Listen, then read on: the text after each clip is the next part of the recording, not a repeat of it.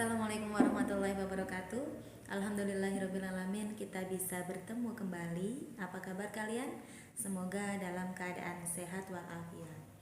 Pada kesempatan kali ini kita akan belajar materi fikih kelas 4, masih pada bab hitan.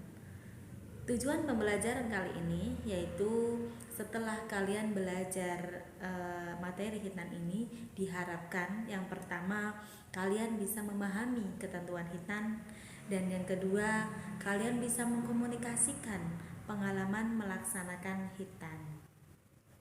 Baiklah, mari kita simak materi berikut ini di halaman selanjutnya. Tahukah kamu bahwa agama Islam adalah agama yang sangat mencintai kebersihan? Hal tersebut dapat kita lihat dalam sabda-sabda Rasulullah Shallallahu Alaihi Wasallam. Dalam sebuah sabdanya, Rasulullah bersabda, "At-tuhuru satrul iman," yang artinya bersuci adalah sebagian dari iman. Betapa pentingnya kebersihan itu sampai diibaratkan sebagai separuh iman oleh Rasulullah Shallallahu Alaihi Wasallam. Umat Islam bahkan diwajibkan berada dalam kondisi yang bersih dan suci minimal 5 kali sehari, seperti kita sholat, yaitu wudhu.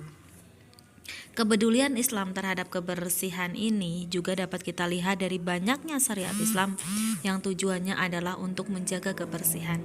Salah satu syariat tersebut adalah hitan. Apa itu hitan?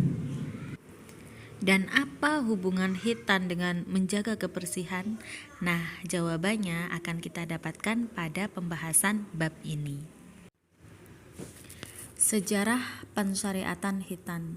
Pada bagian ini kita akan membahas sejarah pensyariatan hitan. Kapan hitan mulai disyariatkan? Hitan mulai disyariatkan pada masa Nabi Ibrahim alaihissalam.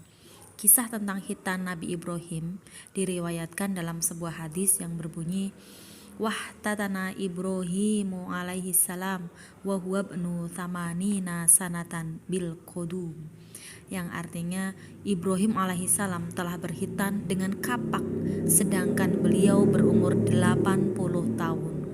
Hadis riwayat Al-Bukhari Muslim. Sementara itu, di dalam Al-Quran terdapat perintah bagi umat Islam untuk mengikuti ajaran Nabi Ibrahim. Perintah tersebut tertuang dalam Quran Surat An-Nisa ayat 125 yang berbunyi, "Bismillahirrahmanirrahim, wa man ahsanu dinan mimman aslama wajhahu lillahi wa huwa muhsinu wattaba'a millata Ibrahima hanifa wattakhadallahu Ibrahima khalila," yang artinya, dan siapakah yang lebih baik agamanya daripada orang yang ikhlas menyerahkan dirinya kepada Allah, sedang dia pun mengerjakan kebaikan, dan ia mengikuti agama Ibrahim yang lurus, dan Allah mengambil Ibrahim menjadi kesayangannya.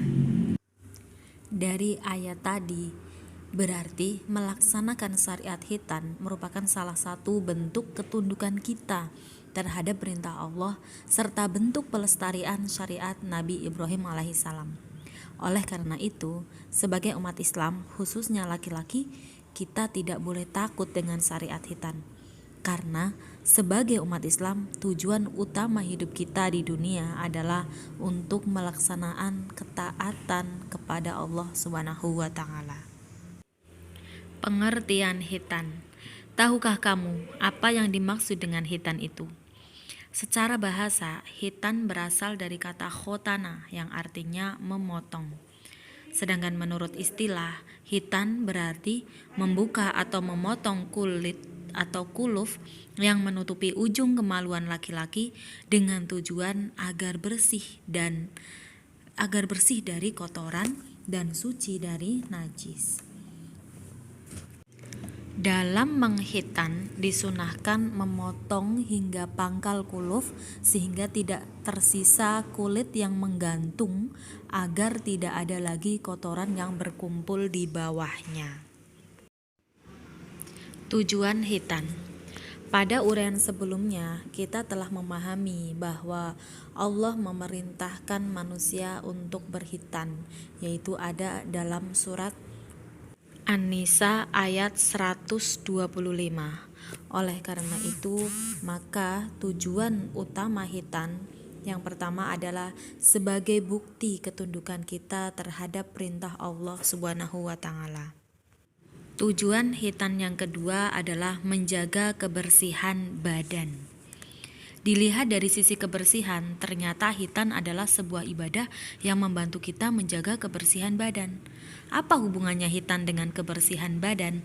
Nah, setelah diteliti secara medis, ternyata ketika seorang laki-laki yang belum berkhitan buang air kecil, air seninya akan tertinggal sedikit pada kulufnya dan sulit untuk dibersihkan. Padahal sebagaimana kita ketahui bahwa salah satu syarat sholat adalah suci badan, pakaian, dan tempat dari najis.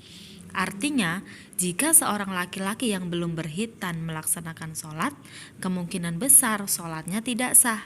Oleh karena itu, Nabi Muhammad SAW memerintahkan laki-laki untuk berkhitan.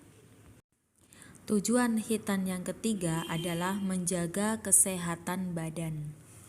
Menurut para dokter, kuluf yang tidak dipotong akan menjadi sarang kuman. Jika dibiarkan terus-menerus, kuman-kuman tersebut dapat menimbulkan infeksi dan peradangan. Yang lebih menakutkan lagi, peradangan pada kemaluan dapat menyebabkan penyakit kanker. Dengan demikian, sebagai seorang muslim, kita tidak boleh ragu untuk melaksanakan khitan, utamanya untuk mentaati perintah Allah serta untuk menjaga kesehatan badan. Nah, bagaimana untuk perempuan? Untuk perempuan, praktik khitan dilaksanakan dengan memotong sedikit daging yang berada di atas faroj. Bentuknya seperti jengger ayam jantan. Yang wajib dipotong adalah kulit bagian atasnya tanpa mencabutnya atau menghilangkan semuanya. Berbeda dengan laki-laki. Kalau tujuan khitan untuk perempuan adalah untuk menjaga kesucian perempuan. Hukum pelaksanaan khitan. Hukum khitan bagi laki-laki adalah wajib, sementara hukum khitan bagi perempuan masih diperselisihkan oleh para ulama. Sebagian ulama berpendapat bahwa khitan bagi perempuan wajib, dan sebagian lagi berpendapat bahwa khitan untuk perempuan hukumnya sunnah. Dalam sebuah hadis Rasulullah SAW bersabda, "Al-fitratu khamsun, al-hitanu wal istihdadu wa natful ibti wa qussus saribi wa taqlimul adfari," yang artinya fitrah itu ada 5. 1. Khitan. 2. Mencukur bulu kemaluan. Yang ketiga, mencabut bulu ketiak. Yang keempat, memotong kumis. Dan kelima, memotong kuku. Hadis riwayat Al-Bukhari. Berkenaan dengan hadis di atas, selayaknya kita mengikuti petunjuk Rasulullah SAW dalam melaksanakan syariat khitan, karena setiap sunnah Rasulullah SAW bernilai ibadah di sisi Allah Subhanahu wa taala.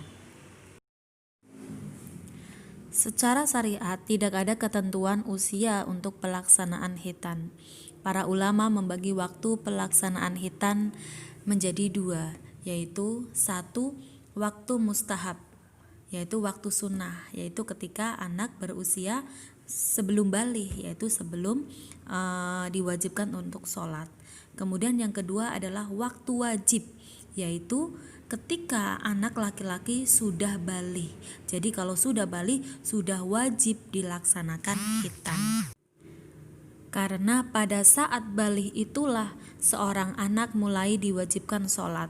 Oleh karena itu, ia harus memenuhi semua syarat-syarat sholat seperti suci badan, pakaian, dan tempat dari najis. Salah satu cara agar badan seorang laki-laki suci adalah dengan berkhitan. Hikmah khitan. Allah selalu mempunyai tujuan dalam mensyariatkan suatu hal. Begitu juga dengan pensyariatan khitan. terdapat beberapa hikmah yang dapat kita ambil dari pensyariatan hitan, yaitu 1. Sebagai bukti ketaatan kita terhadap Allah Subhanahu wa taala, karena hitan adalah termasuk perintah Allah. Yang kedua, yaitu sebagai ciri pengikut Nabi Muhammad SAW dan pelestarian syariat Nabi Ibrahim alaihi salam. Artinya, karena kita adalah umat Islam yang mengikuti ajaran Nabi Muhammad SAW, maka kita pun harus mengikuti sunnah-sunnah beliau, yakni salah satunya adalah berhitan. Dan dikatakan sebagai pelestarian syariat Nabi Ibrahim alaihissalam karena perintah hitan ini di awal ketika pada masa zaman Nabi Ibrahim alaihissalam. Yang ketiga adalah menjaga kebersihan badan dan kesucian badan. Tadi kita sudah sebutkan di di halaman sebelumnya bahwa ternyata setelah diteliti secara medis, ketika seorang laki-laki yang belum berhitan, ketika buang air kecil, air seninya akan tertinggal sedikit pada kulufnya dan sulit untuk dibersihkan. Itu jadi hitan ini adalah untuk membersihkan badan. Yang keempat adalah mencegah artinya karena jika seorang laki-laki yang belum berhitan kemudian melaksanakan sholat, kemungkinan kuluf besar yang tidak dipotong akan menjadi sarana itu, dan jika dibiarkan terus-menerus kuman-kuman tersebut agar najis yang menempel di forge-nya itu dan yang lebih menakutkan lagi, peradangan pada kemaluan dapat menyebabkan penyakit kanker. Yang nomor 5 adalah menjadi ciri muslim yang baik, karena ya sebagai seorang muslim yang baik adalah orang-orang yang mau mengamalkan apa yang diperintahkan oleh Rasulullah dan terutama melaksanakan apa yang diperintahkan oleh Allah Subhanahu wa taala. Demikian materi fikih tentang hitan kali ini. Sekarang tugas kalian pada lembar Ayo Diskusi ini, kalian diskusikan permasalahan yang ada pada lembar kali ini dengan orang tuamu dan tulis hasil diskusimu di buku fikih kalian. Setelah kalian menyelesaikan tugas di lembar Ayo Diskusi, sekarang kita lanjutkan ke Ayo Bercerita. Buatlah cerita tentang pengalamanmu ketika berhitan, atau jika kamu belum pernah berhitan, atau bagi perempuan yang tidak berhitan, maka wawancarailah temanmu yang sudah berhitan dan tulislah hasil wawancara tersebut di buku fikihmu. Sampai di sini dulu pertemuan kita pada kali ini. Kita akan bertemu kembali pada materi berikutnya. Selamat belajar. Wassalamualaikum warahmatullahi wabarakatuh.